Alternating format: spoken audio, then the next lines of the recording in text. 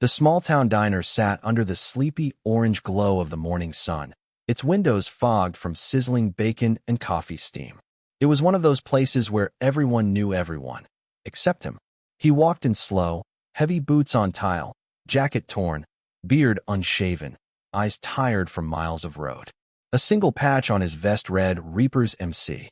The whole room went quiet when he stepped in, as if the smell of the highway itself had followed him inside. He didn't seem to notice.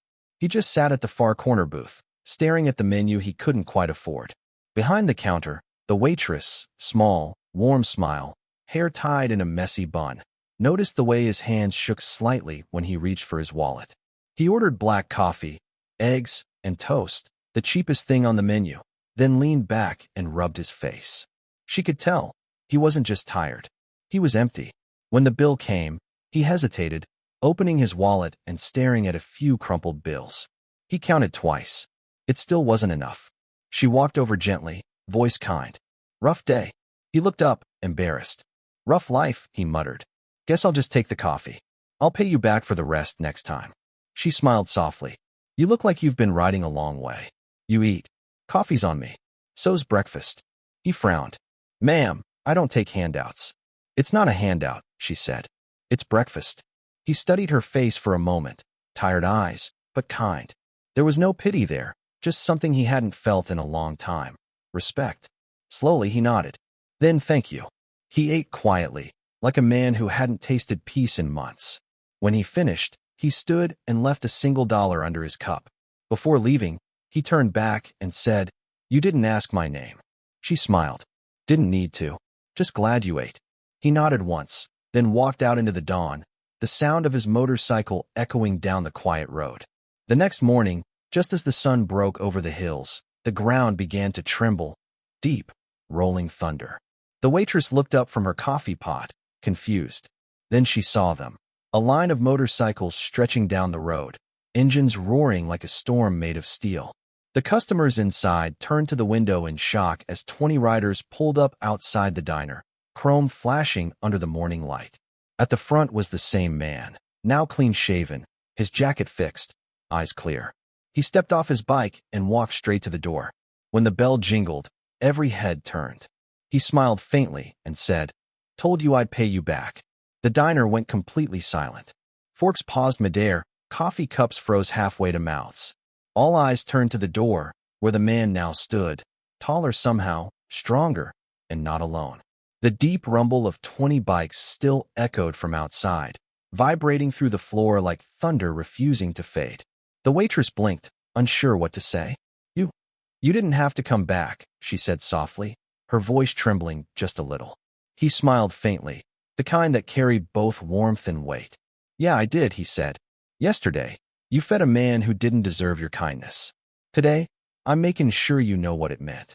He turned slightly and gestured toward the window.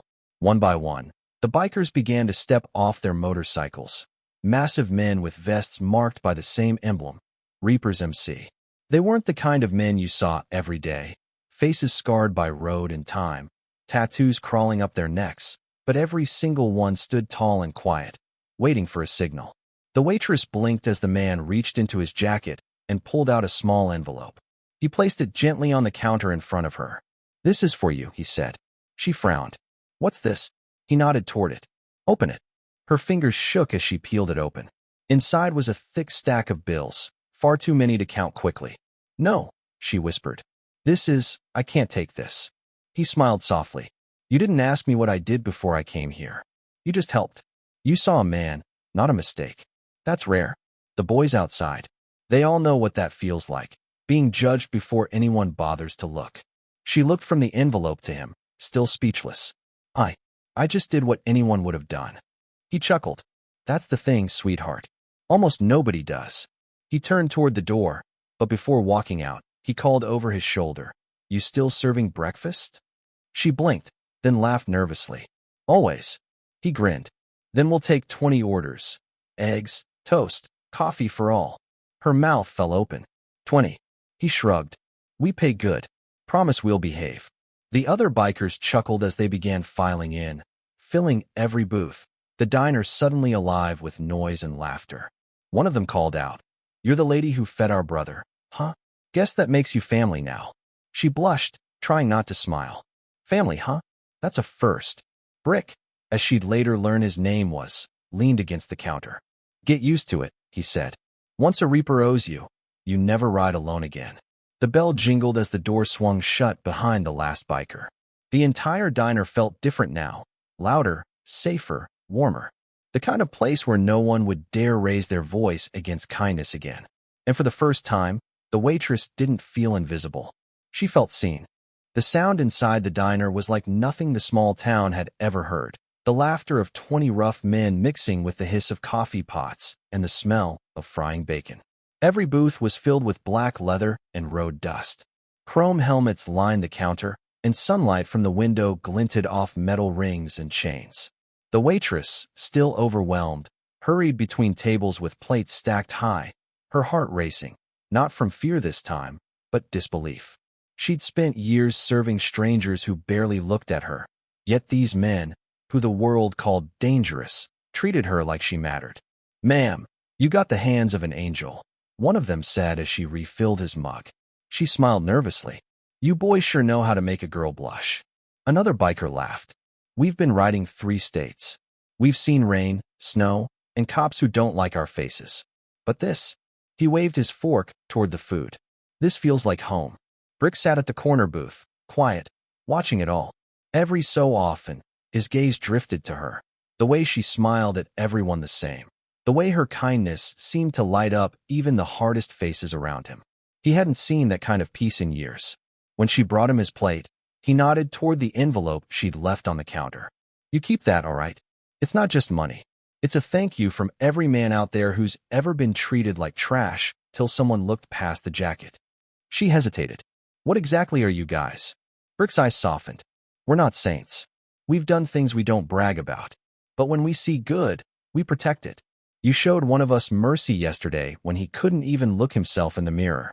That matters.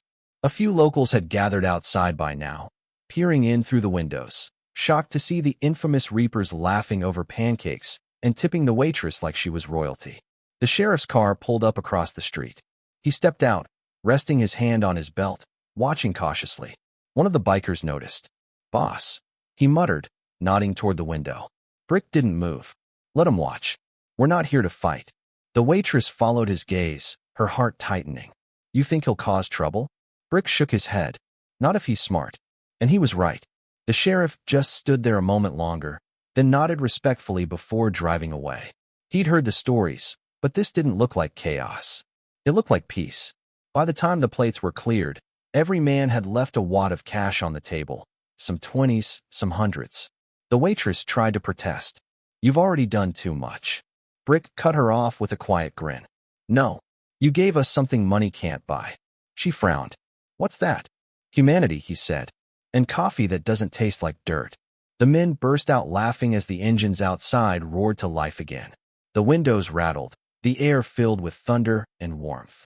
The waitress stood by the counter, clutching the envelope to her chest as Brick put on his helmet and headed for the door. Before stepping out, he turned back and said, You ever find yourself in trouble, just hang a red cloth by your door. One of us will see it. She smiled, a tear slipping down her cheek. You don't even know where I live. He smirked. Doesn't matter. We always find our own. Then he was gone, swallowed by the roar of 20 motorcycles rolling into the sunrise, leaving behind the faint smell of gasoline and something pure, gratitude. The diner stayed warm long after the rumble of the engines faded. The smell of pancakes and coffee still hung in the air, and the waitress sat at the counter long after the last plate was cleared. Her name was Claire, and though she'd worked that same shift for 6 years, she knew nothing that morning would ever top what she'd just witnessed, a stranger's kindness coming back in waves loud enough to shake the walls. Outside, the first rays of sun touched the road, and she caught sight of something shining on the window, a small metal pin, left behind on the counter where Brick had been sitting. It was a silver emblem shaped like a reaper's wing, polished clean. Tucked beneath it was a handwritten note in thick, steady letters. You fed one of us when we had nothing. Now you'll never stand alone again. Reaper's MC. Claire held the note tight to her chest, her throat tightening with emotion. She looked around the diner, the seats where they'd laughed, the table where he'd said, "You gave us humanity." The place didn't look different, but it felt different. Safer. Fuller. When the door opened again, it wasn't a biker. It was an old farmer who came every morning at 7 sharp. He noticed her smile and raised a brow. "You look like you just got good news." Claire laughed softly, wiping her eyes. "Yeah," she said. "Turns out, angels don't always have wings." He chuckled, sitting down at his usual spot. "No, ma'am. Sometimes they ride Harleys."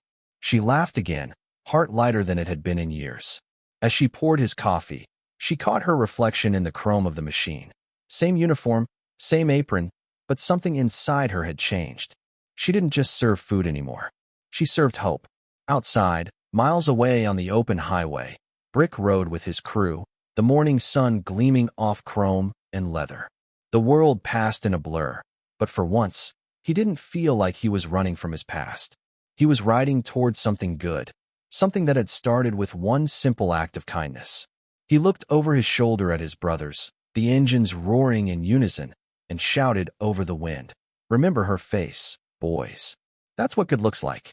They rode harder, faster, their laughter blending with the thunder of the road. Back at the diner, Claire pinned the silver emblem on the wall above the counter, right beside the coffee pot, where everyone could see it. Underneath it, she wrote 3 words in marker. "Kindness rides forever." If this story touched your heart, share it. Because kindness doesn't need fame, fortune, or wings. It just needs someone willing to show up. And sometimes, when the world forgets how to care, kindness rides back to remind it.